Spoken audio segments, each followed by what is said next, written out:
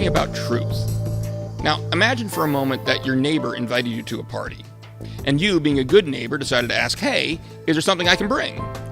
Now, what would you think if in response to you, your neighbor said something like, well, that's obviously false?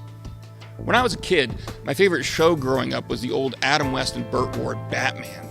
And it was really kind of funny that every time on that show when Batman and Robin got into a fight, the sound effects would actually appear on the screen. You know, pow, biff, zam. Well, when you were watching that show, would you ever look at the screen and say, pow's not right? That's clearly a zowie. These responses don't make any sense. And that's because not all statements are what we call truth-bearing statements. For example, a question isn't making a claim. Neither is an exclamation. If I hit my thumb with a hammer and scream, ow, I'm not saying ow is true, I'm just crying out in pain. Well, the same is true of commands.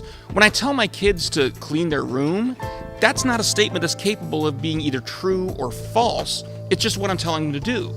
Now, if I were to say, your room is a mess, that statement is a truth-bearing statement, but saying clean your room is not.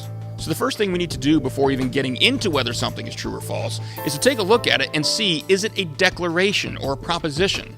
Because those are the only types of statements that are even capable of being true or false. See you next week. God bless.